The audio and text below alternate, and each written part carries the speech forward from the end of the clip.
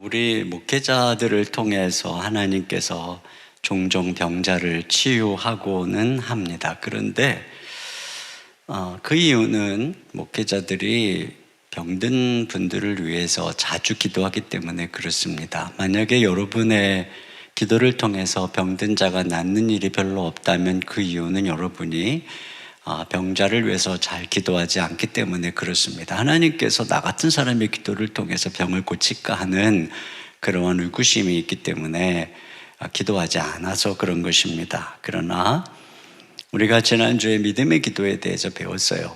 믿음의 기도, 물론 우리 주 예수를 믿는 믿음입니다. 그런데 우리 주 예수님은 바로 교회를 통해서 오늘도 치유를 행하고 계시다라고 하는 그 믿음입니다. 그래서 우리가 주님의 도구가 되는 것입니다. 우리의 개인의 경건과 능력으로 치유가 되는 것이 아니라 우리를 통해서 주님이 치유하는 것입니다. 그 믿음으로 오늘도 우리가 아픈 사람들을 위해서 기도할 때 우리 주님께서는 오늘도 치유 역사를 이루어가는 것입니다.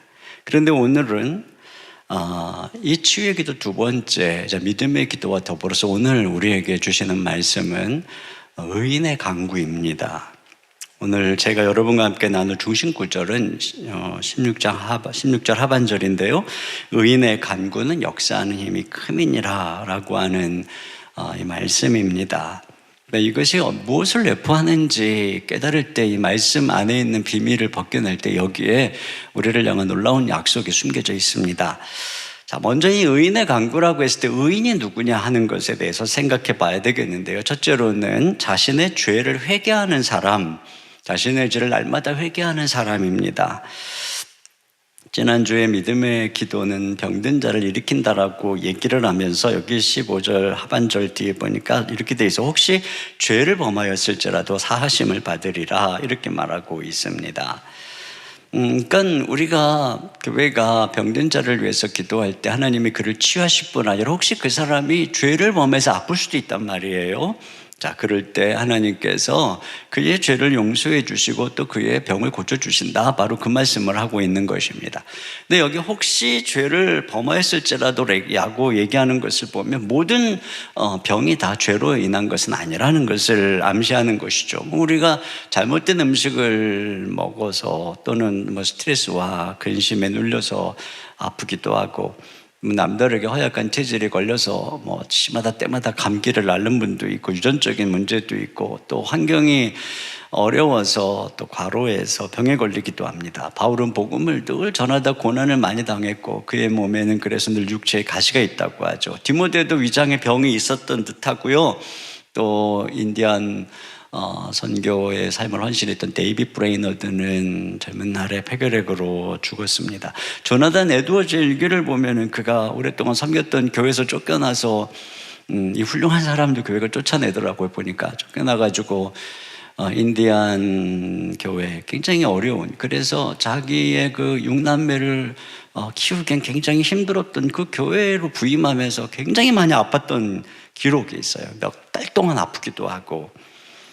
그러니까 이 세상 일이든 주의 사역이든 고생을 하면 아프게 되는 것입니다. 종교개혁자 칼빈은 걸어다니는 종합병원이라고 하는 별명을 가지고 있었습니다. 그러나 그런 연약함 속에서 그들은 주님을 의뢰하고 강한 중에 약한 중에 강하신 하나님의 능력을 경험했던 것을 알 수가 있어요. 그러니까 모든 질병이 다 죄로 인한 것은 아니라는 것입니다.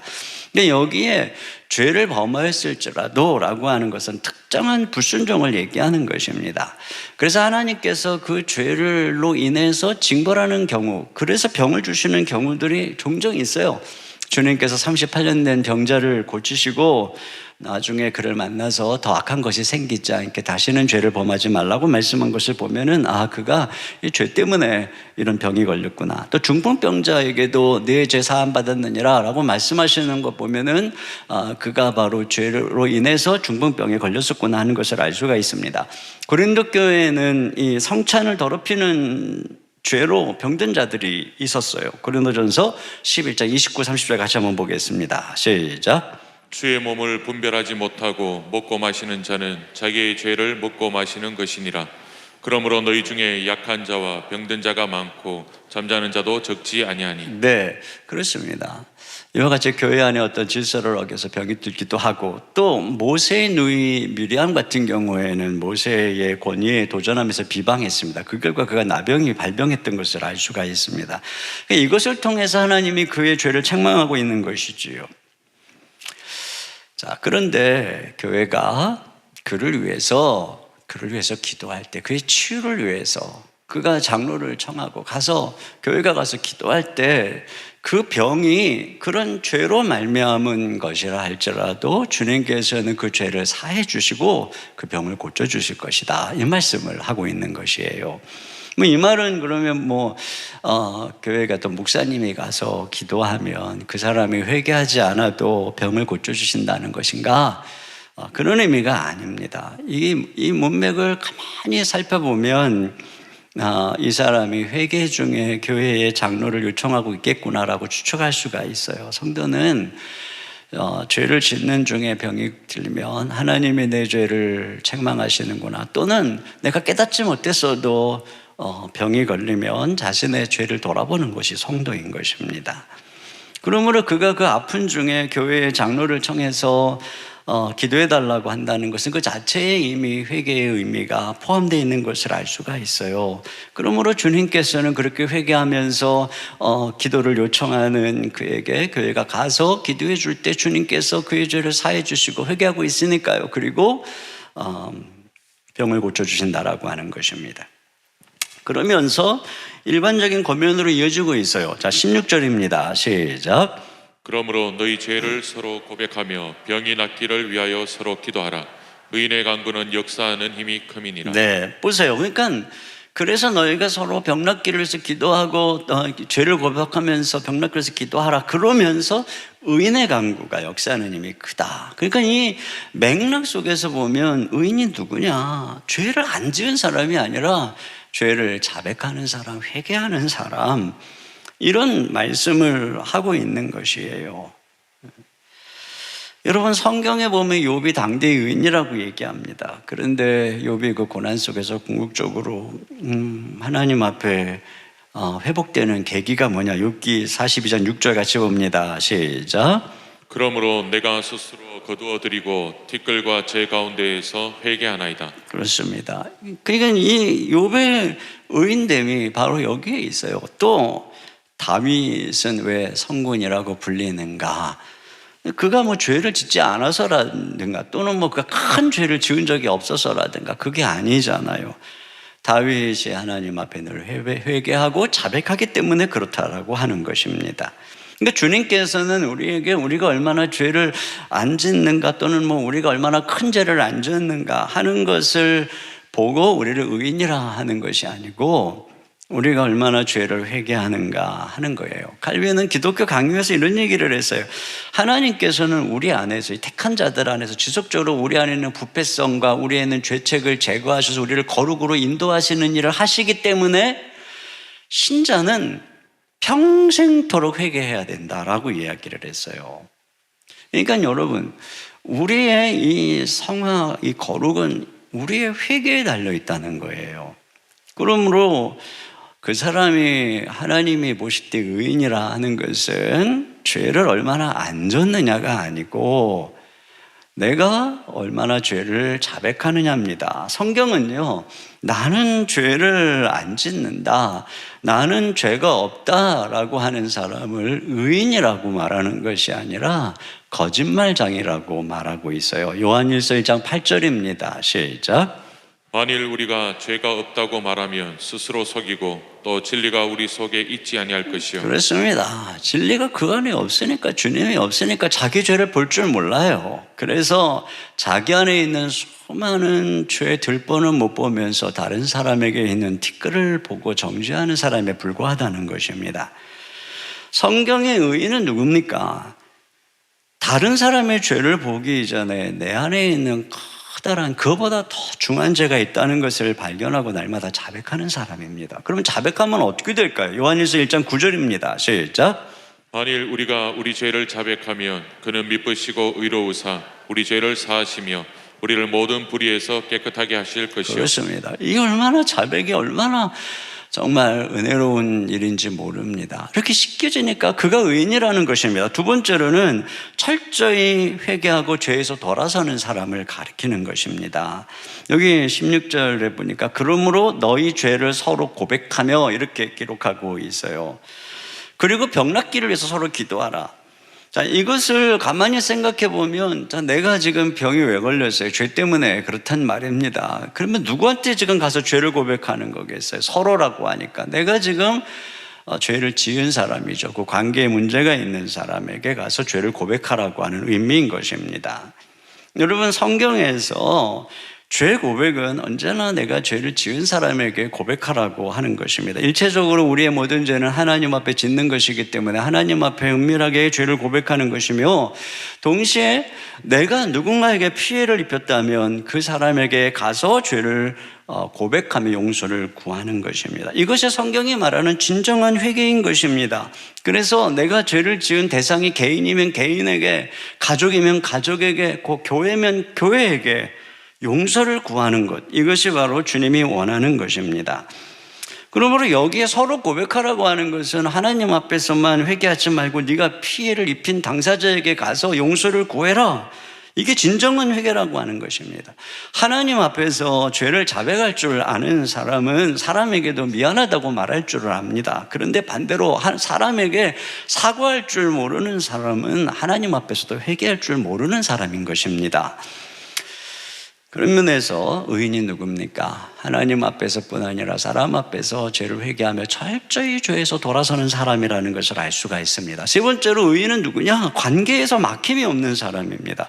여러분, 우리는 이미 예수님을 믿음으로 모든 죄가 용서받은 의인입니다. 그런데 우리가 죄를 짓는다고 이 의인의 지위가 박탈되는 게 아닙니다. 그런데 왜 우리가 죄를 자백해야 합니까? 저는 우리의 자녀들을 사랑합니다. 어떤 경우에도 저는 우리의 자녀들을 영원히 버리지 않을 것입니다. 그런데 만약에 우리 아이가 어떤 불순종의 죄를 범한다면 저와의 친밀한 교제가 끊어지게 되고 긴장관계에 빠지게 되고 우리는 회복을 필요로 하게 될 것입니다. 여러분, 하나님과 우리와의 관계가 똑같은 것입니다. 우리가 죄를 회개하고 예수님을 믿을 때 우리는 의롭다 하심을 받았습니다. 그렇기 때문에 하나님은 영원히 우리를 버리지 않을 것입니다.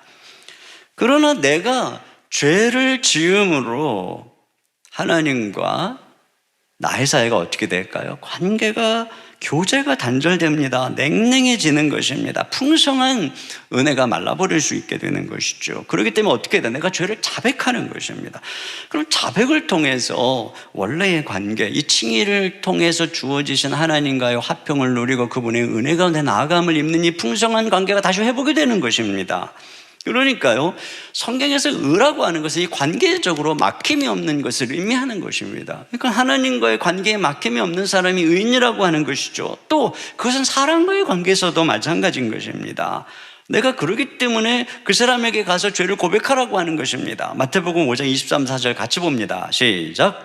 그러므로 예물을 제단에 드리려다가 거기서 내 형제에게 원망 들을 만한 일이 있는 것이 생각나거든 예물을 제단 앞에 두고 먼저 가서 형제와 화목하고 그 후에 와서 예물을 드리라. 네, 그러니까 우리 예배뿐 아니라 기도도 마찬가지라는 거죠. 우리가 하나님 앞에 나아가려고 하는데 누군가가 나에게 원한에 사무쳐서 하나님께 부르짖는다면 하나님께서는 우리 기도를 듣지 않는다는 거죠. 우리를 의롭다라고 생각하지 않으시는 것입니다. 그래서 베드로는 아내를 귀히 여겨야 기도가 막히지 않는다라고 말씀하고 있는 것입니다. 그 아내에게 상처를 주고 아내에게 막대하고 그러면 그 아내의 신음소리에 부르짖으면 하나님이 들으시고 우리 기도를 듣지 않는다라고 하는 것입니다. 그렇기 때문에 여기 의인, 그래서 의인의 기도는 이 강력하다라고 말할 때 이 의인은 누구냐? 하나님과의 관계에 있어서나 사람과의 관계에 있어서나 막힘이 없는 것입니다. 어떤 것을 통해서요? 죄고백을 통해서, 철저한 죄고백을 통해서. 그러니까 의인은 누굽니까? 철저히 하나님 앞에서 또 사람 앞에서 우리의 죄를 날마다 자백하고 그 죄를 주의 보혈로 씻는 사람이라고 하는 것을 알 수가 있습니다.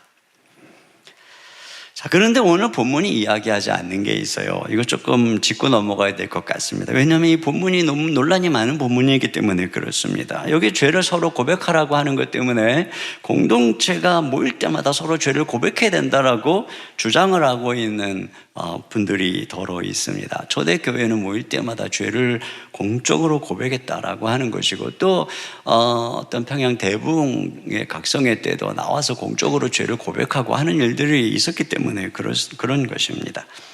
그러나 그것은 약간의 좀 어떤 특별한 것을 보편화하는 잘못된 해석이라고 생각을 합니다. 성경 어디를 봐도 교회가 모일 때마다 공동체적으로 죄를 고백하라고 하는 말씀이 없습니다. 아까도 말씀을 드렸지만 죄는 죄를 지은 당사자에게 가서 자백하라는 것이 성경의 일관적 말씀인 것이죠. 그런데 이 말씀을 잘못 해석하니까 카톨릭은 이 말씀에 근거해서 사제에게 죄를 사하는 권세를 주었기 때문에 사제에게 고해 성사를 해야 되고, 사제가 그를 위해서 기도할 때 하나님이 그의 죄를 용서해 주신다. 그렇게 해서 지금도 카톨릭 신도들은 사제에게 가서 기도를 고해 성사를 하는 것입니다. 그러나 이것은 우리의 죄를 고백받으셔야 되는 우리의 대제사장이신 예수님, 그분의 직분을 가로채는 것입니다. 우리의 죄는 우리가 주님께 자백할 때 사함받는 것입니다. 성 어거스틴은 이런 얘기를 했어요. 마치 내 모든 질병을 치유할 수 있는 것처럼 내 고백을 드리려고 하는 사람들, 그들과 내가 무슨 상관이 있느냐. 그리스도 외에는 우리가 그런 죄에 대해서 상관할 자가 아무도 없다는 거예요. 내 죄를 용서해 줄 뿐이 말이죠. 우리가 공동체에서 이렇게 자꾸 공적으로 죄를 고백해야 된다는 것을 강조한다면, 이것은 천주교회에서 사제의 앞에서 죄를 고해성사하는 것을 공동체로 대체한 것이지 똑같은 얘기인 것입니다.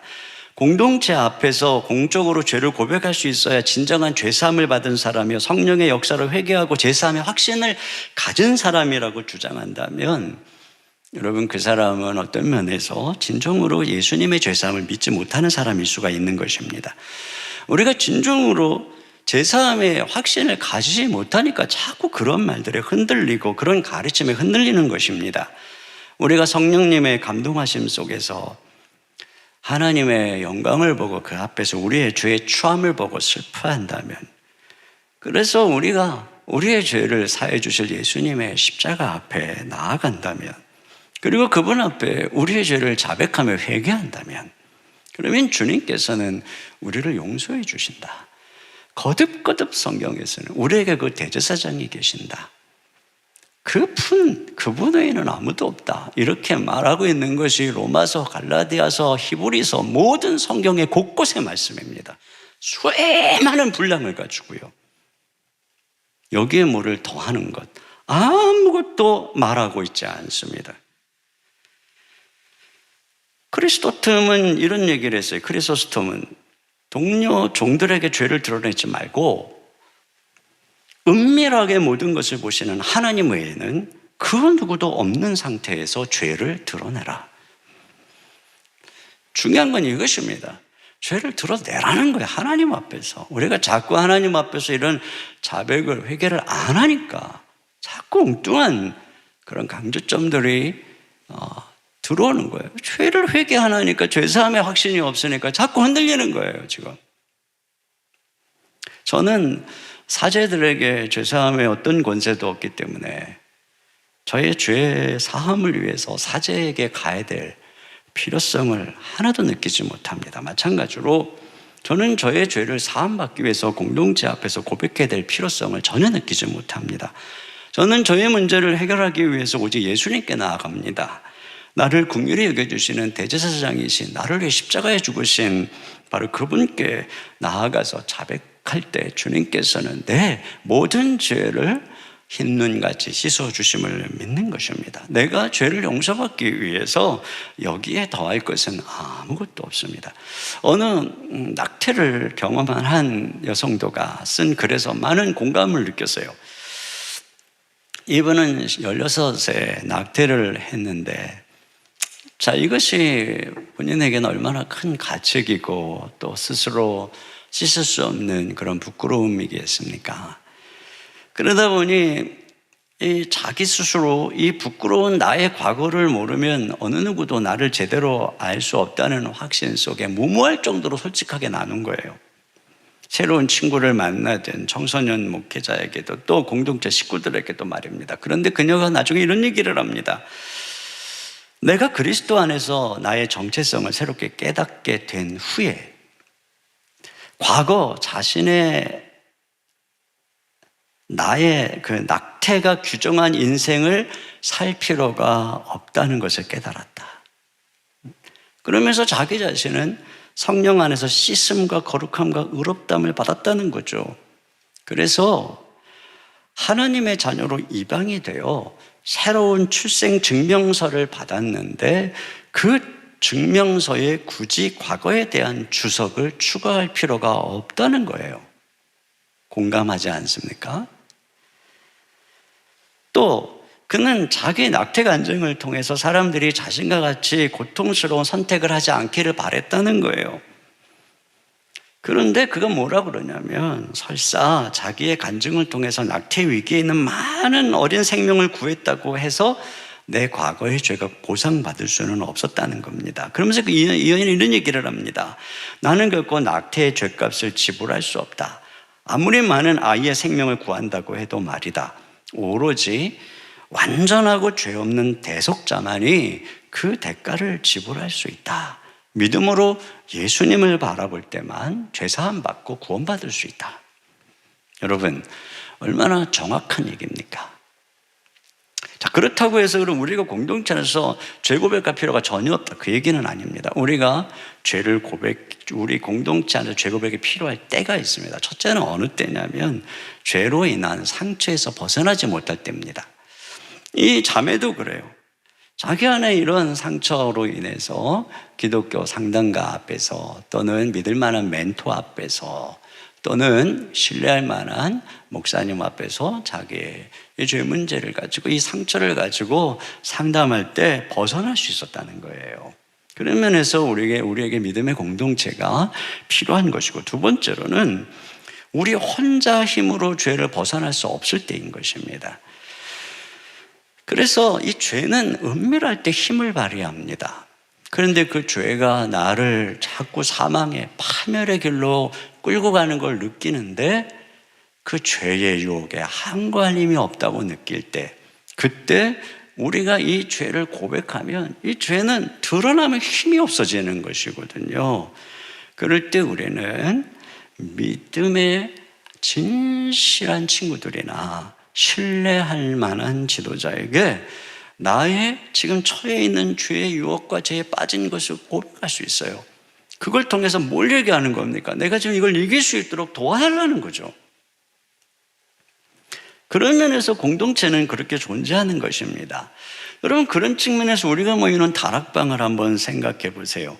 우리가 하나님의 말씀을 나누는 중에 성령께서 우리 가운데 역사하셔서 우리 가운데 찔림을 주시고 우리 가운데 가르치시고 책망하시고 드러내시고, 그러다 보면 내 속에 깊이 감추었던 여러 가지 또 죄들을 깨닫게도 하시고 잘못된 생각을 깨닫게도 하십니다.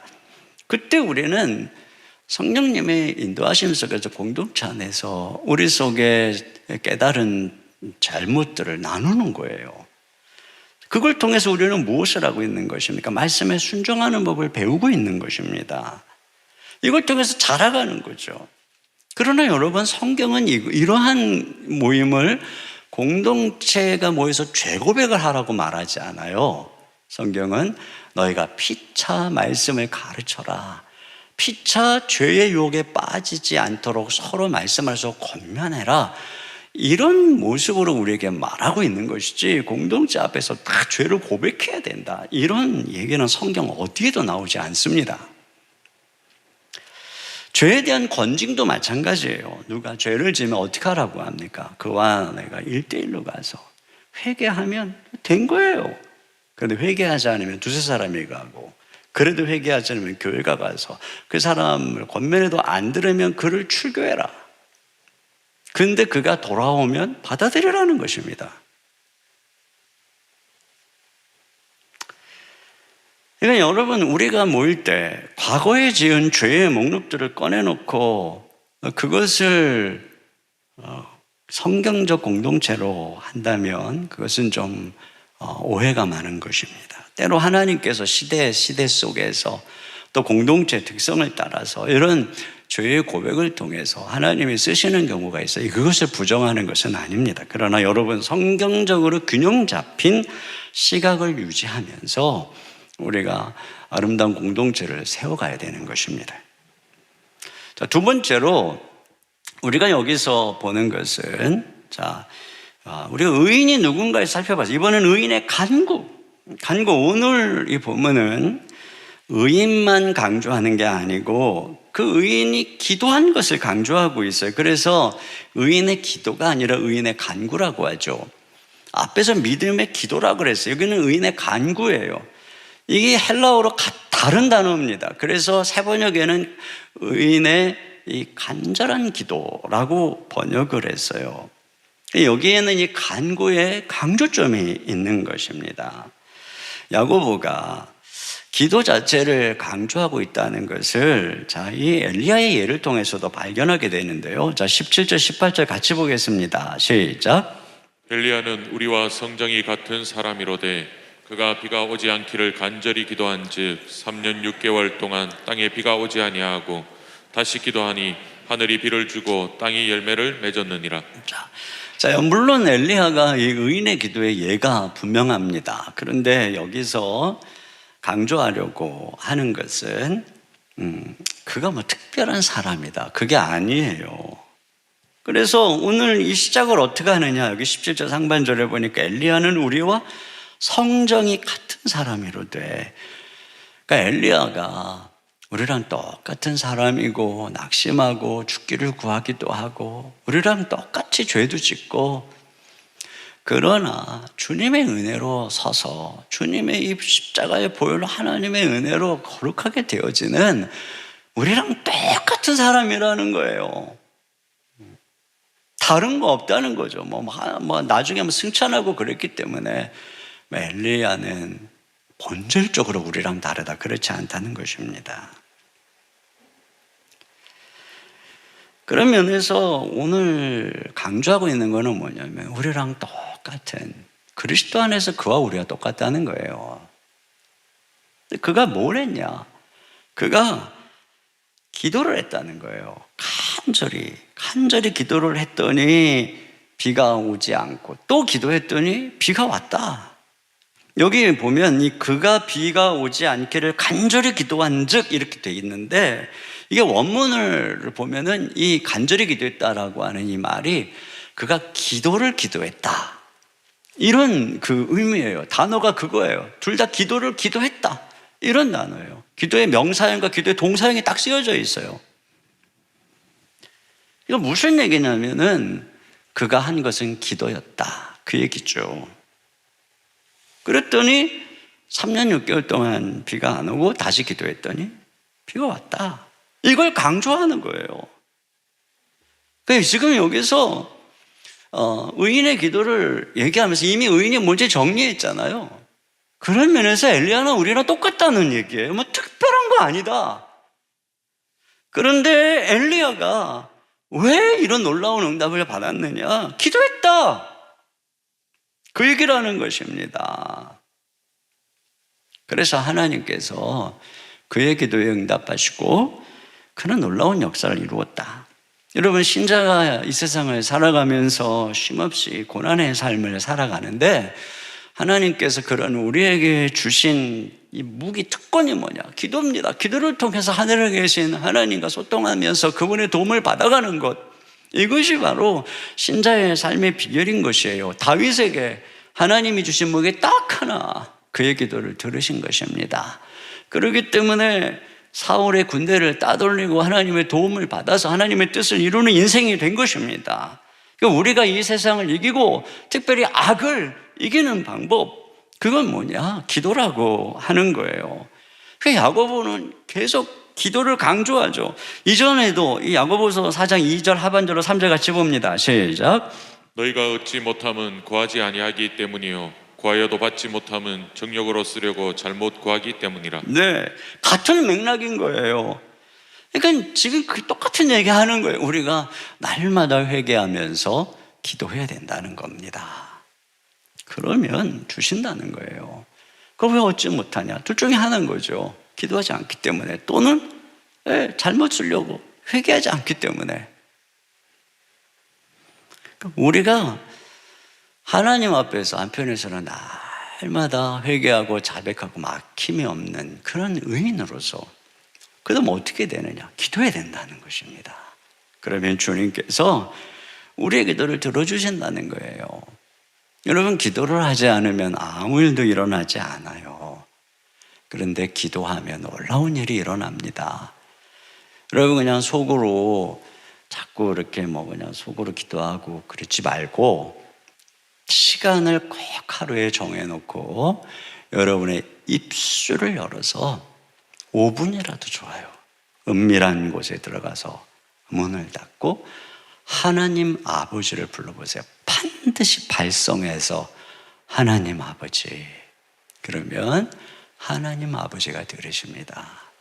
그분이 하늘을 열어주는 것을 경험합니다.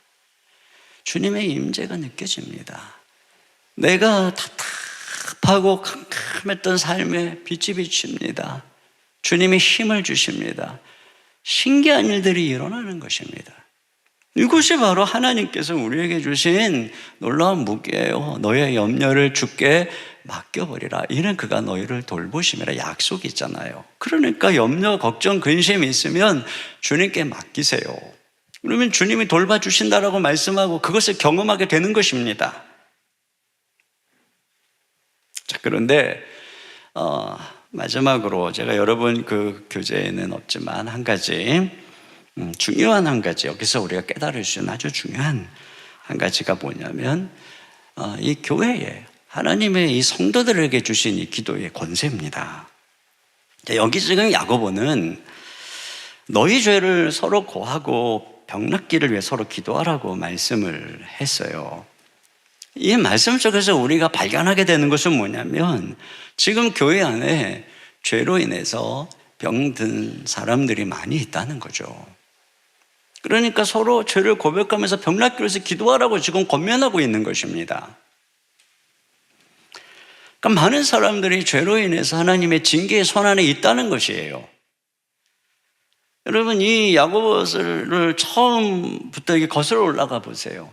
1장에는 그들 중에 시험에 들어서 욕심으로 죄를 잉태한 자들이 있습니다. 또 2장에 보니까 사람을 외모로 판단하고 가난한 사람을 무시하고 또 어려운 사람을 돌볼 줄 모르며 믿음이 있다는 교회가 있었습니다.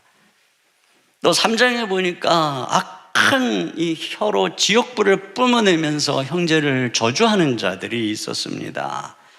또 4장에 보니까 세상의 정욕으로 가득해서 얻으려고 서로 싸우고 있는 교회, 서로 비방하고 판단하고 있는 교회의 모습을 책망하고 있죠. 또 부를 탐하고 세상의 헛된 야망 속에서 삶을 소비하고 성공의 눈먼 모습을 책망하는 말씀도 있었습니다.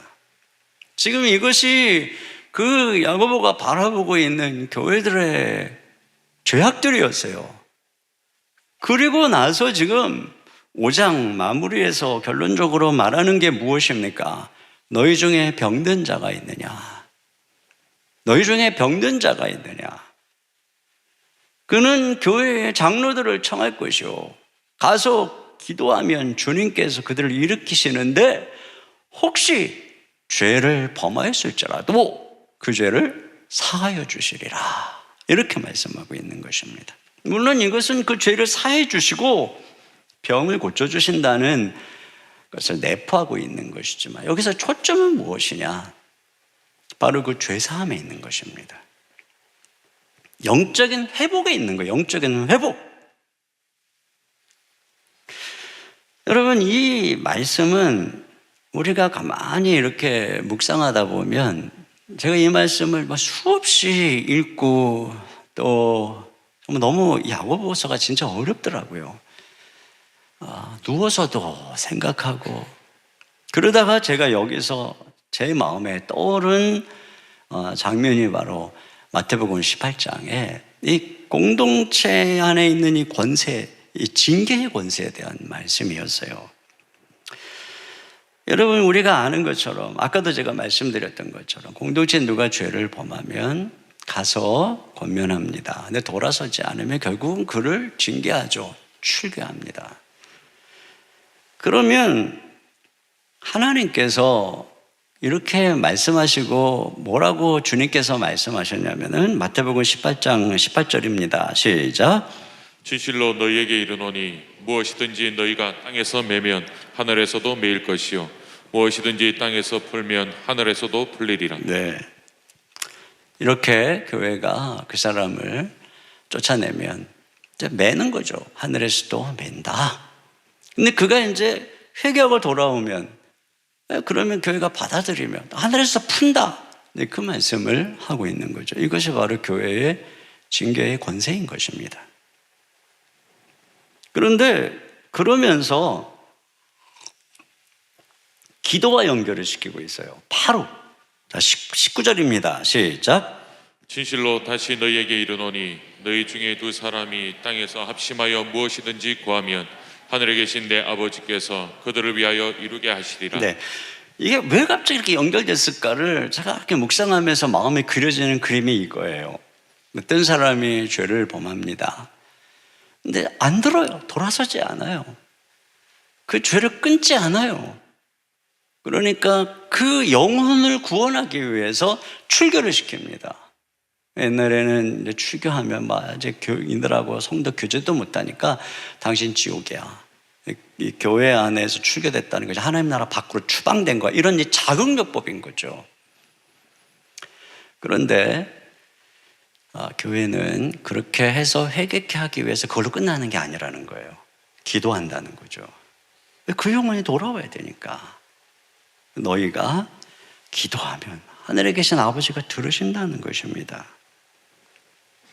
그럼 어떻게 할까요? 하나님께서 그 영혼을 찾아가는 것입니다.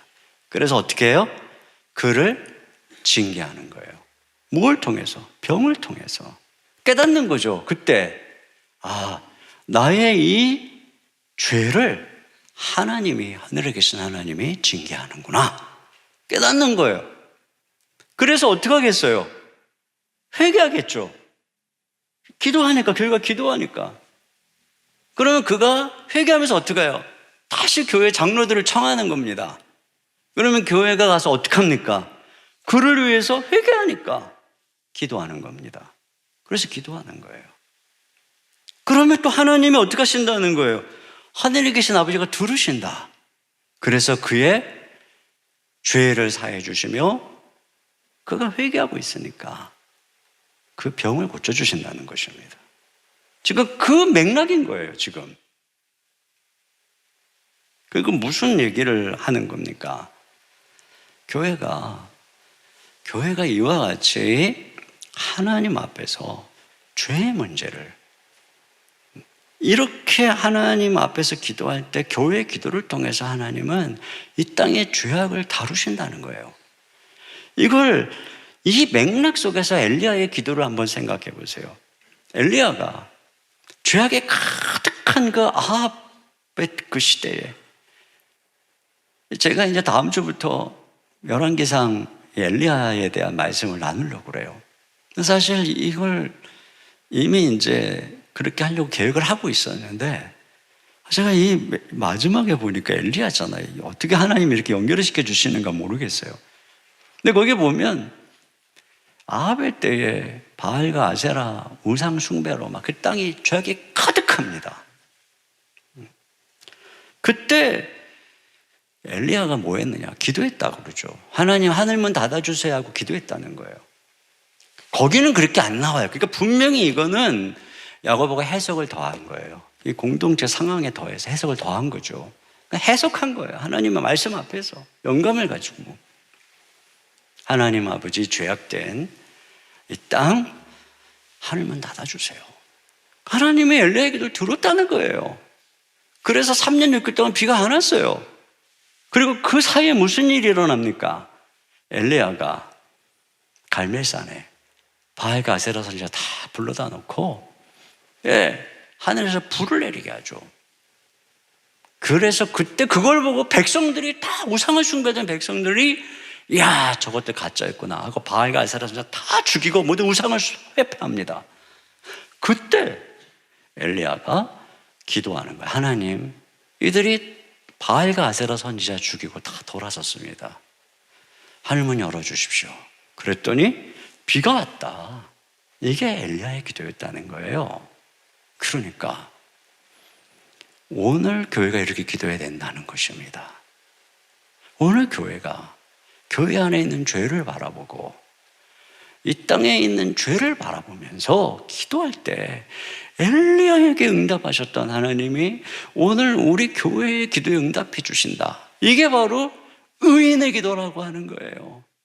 우리가 이런 기도를 통해서 교회를 거룩하게 세워가는 거예요. 이런 기도를 통해 우리가 우리의 힘으로 어떻게 죄를 제어합니까? 교회는 양떼와 같아요. 그래서 염소 한 마리 또는 물어뜯는 늑대 한 마리에 의해서 피해볼 수 있는 연약한 존재 같아요. 그러나 교회에는 이런 엄청난 하늘의 권세가 있습니다. 우리가 먼저 하나님 앞에 날마다 자백하며 주님 앞에 기도할 때 하나님께서는 이와 같이 또 이런 교회를 통해서 이 세상이 얼마나 악합니까? 얼마나 하나님을 대적합니까? 그러나 교회가 기도할 때 하나님께서는 이 땅을 거룩하게 빚어가시는 것입니다. 이 기도의 핵심은 그런 면에서 누구를 심판하는 기도가 아니에요. 그 죄악에서 돌이키지 않는 그를 긍휼히 여기는 기도. 그래서 돌이키려고 하는 기도인 거예요. 그래서 이 마무리가 이렇게 연결되는 겁니다. 19, 20절 같이 보겠습니다. 시작. 내 형제들아, 너희 중에 미혹되어 진리를 떠난 자를 누가 돌아서게 하면 너희가 알 것은 죄인을 미혹된 길에서 돌아서게 하는 자가 그의 영혼을 사망에서 구원할 것이며 허다한 죄를 덮을 것임이라. 네, 그렇습니다. 진리에서 미혹되어 떠난 자, 그를 돌아서게 하라는 것입니다. 이걸 위해서 기도하는 거예요. 그럴 때 하나님께서 우리의 기도를 들으시고 죄악으로 떠난 자들을 어떻게 해서든 돌이켜 주시고 이 죄악된 땅을 고쳐주시고 교회를 회복시켜 주신다. 결론 보세요. 의인의 간구는 역사하는 힘이 크다라고 했어요. 이게 영어본 성경에 보니까 powerful and effective라고 했어요. 그러니까 의인의 기도는 이렇게 우리가 기도할 때 그게 강력하다는 것입니다. 그리고 효과적이라고 하는 것입니다. 여러분, 우리가 지금 너무나 우리에게 필요한 말씀 아닙니까? 교회는 죄악에 어두워져 가고 세상은 점점 악해져 갈 때 그 시대를 살았던 엘리야를 통해서 하나님께서 말씀하고 있는 것입니다. 우리가 기도할 때 하나님이 이 시대의 엘리야로 우리를 사용하시고 교회를 회복시키시고 이 땅을 고쳐주실 줄로 믿습니다. 우리 시간에 같이 말씀을 생각하면서 우리 함께 기도해 이 말씀 같이 이 찬양하면서 오늘 말씀을 생각하면서 기도했으면 좋겠어요. 여기 우리 함께 기도해 주 앞에 나와 무릎 꿇고 긍휼 베푸시는 주 하늘 향해 두 손 들고 하늘문이 열리고 은혜의 빗줄기 이 땅 가득 내리도록 마침내 주 오셔서 의의 빗줄기 우리 위에 부으시도록 우리 시간에 같이 기도하는 마음으로 찬양하겠습니다.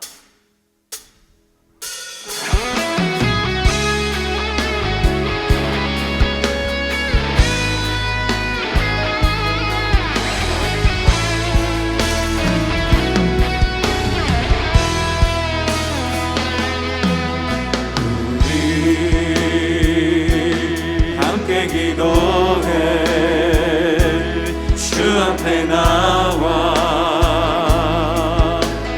무릎 꿇고 긍휼 베푸시는 주 하늘을 향해 두 손 들고 하늘 문이 열리고 은혜의 빗줄기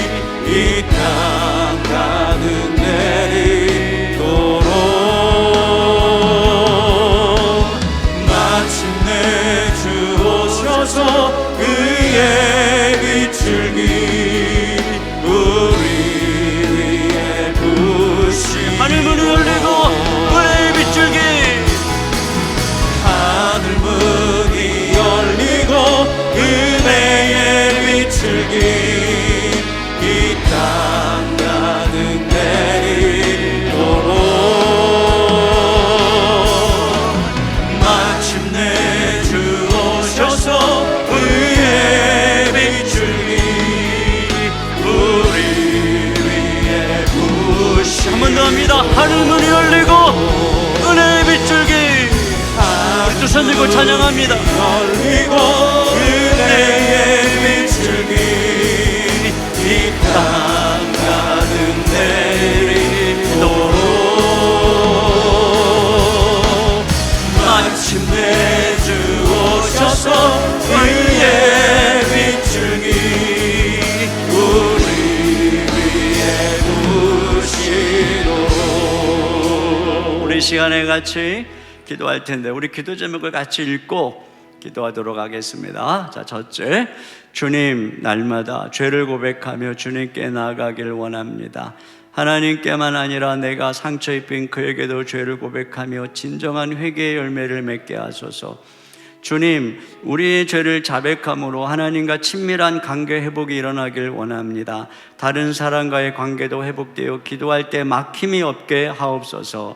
주님, 우리에게 주신 기도의 권세와 능력을 깨닫고 날마다 기도로 승리하기를 원합니다. 우리가 마음을 앞에 이 땅을 위해 기도할 때 주여 교회를 치유하시고 이 땅을 고쳐 주시옵소서. 우리 시간에 같이 한 목소리로 기도하겠습니다. 하나님 아버지,